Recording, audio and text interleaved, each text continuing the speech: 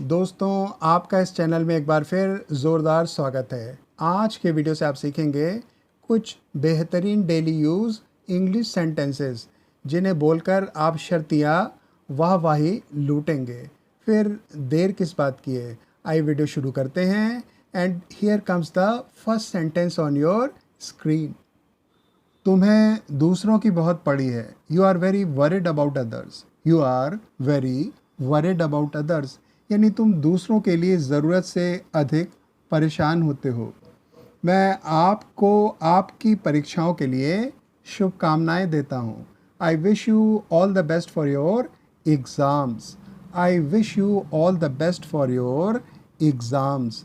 All the best यानी शुभकामनाएं देना। तुम्हें हर बार हाँ कहने की ज़रूरत नहीं है।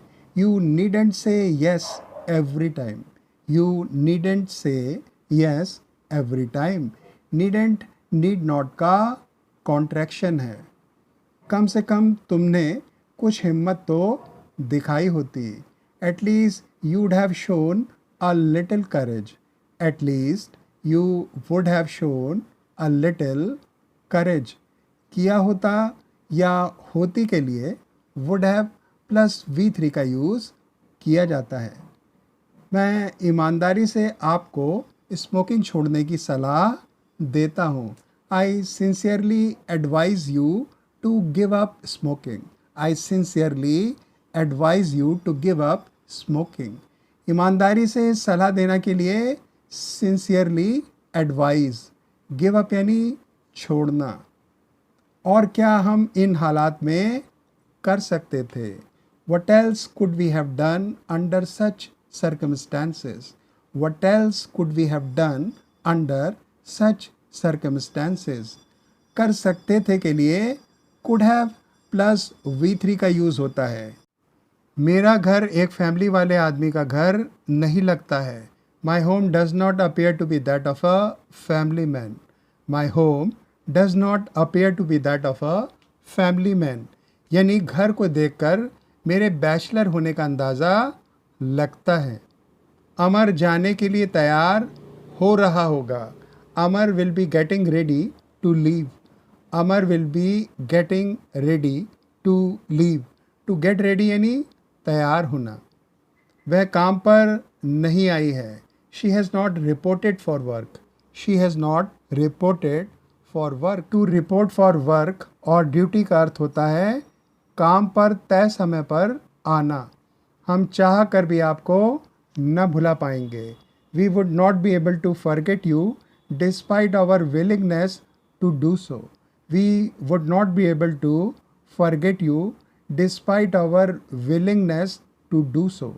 डिस्पाइट आवर विलिंगनेस यानी हमारे चाहने के बावजूद। यह हम सब के लिए एक गर्व का पल होगा। It will be a proud moment for all of us. It will be a proud moment for all of us. Proud moment यानी गर्व का पल। हर ठोकर से राहुल पहले से अधिक मजबूत होकर निकला। Every knock made Rahul emerge stronger than before. Every knock made Rahul emerge stronger than before. Knock यानी ठोकर।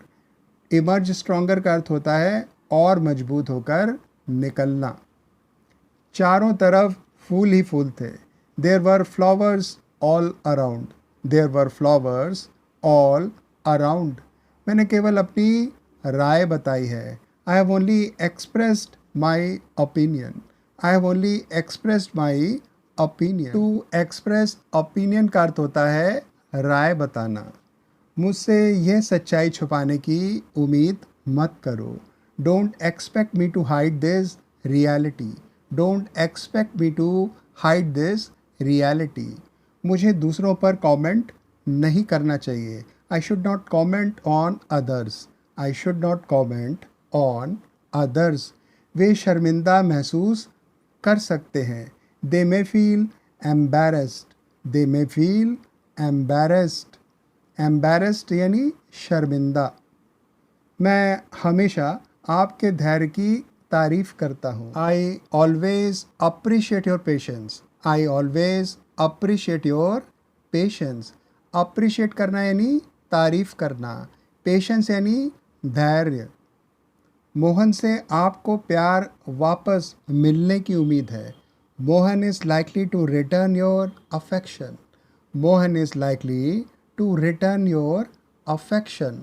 टू रिटर्न अफेक्शन का अर्थ होता है प्यार लौटाना, यानी प्यार का जवाब प्यार से चुकाना। उसकी किस्मत उसके साथ नहीं है। His fortunes have been on a decline. His fortunes have been on a decline. Fortune यानी किस्मत, on a decline यानी नीचे होना या साथ छूट जाना। मैंने बहुत अपमानित महसूस किया। I felt very insulted. I felt very insulted. Felt feel verb की V2 है। इंसल्टेड यहाँ एडजेक्टिव की तरह यूज़ हुआ है। फिर भी मैंने अपनी नाराज़गी नहीं दिखाई। Still I did not show my anger. Still I did not show my anger. वे मेरा प्लान एग्जीक्यूट नहीं कर सके। They could not execute my plan. They could not execute my plan. Execute करना यानी अंजाम देना।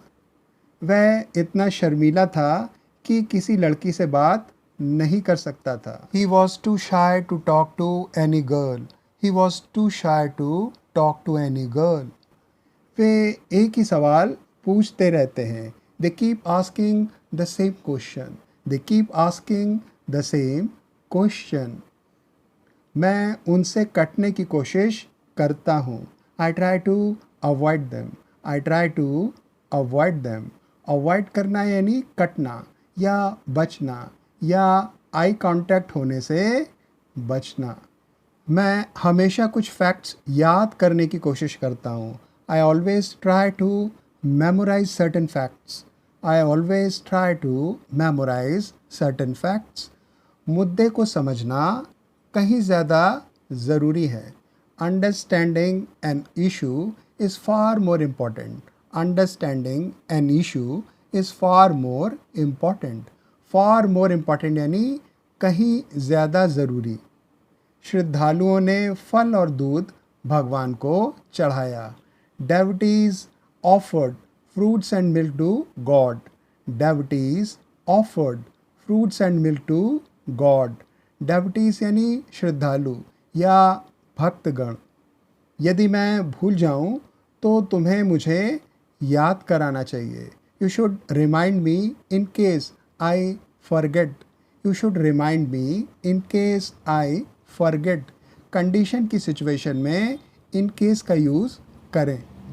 वे मेरे लिए सब कुछ हैं। They mean everything to me. They mean everything to me. To mean everything यानी सब कुछ होना। उन्होंने मेरा तब तक पीछा किया जब तक मैं पालम नहीं पहुंचा। They chased me until I reached Palam. They chased me until I reached Palam. Chase करना यानी पीछा करना। until यानी जब तक कि नहीं।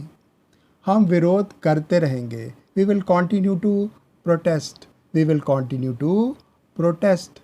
protest करना यानी विरोध करना। टकराव से बहस हुई। The confrontation led to an argument. The confrontation led to an argument. Confrontation यानी टकराव। जब किसी चीज़ से कुछ और होता है तो उसके लिए lead to का यूज़ होता है। led लीड वर्ब की V2 है। मेरी आँखों में देखो। Look into my eyes. Look into my eyes. कानून का लंबा हाथ किसी को नहीं छोड़ता है।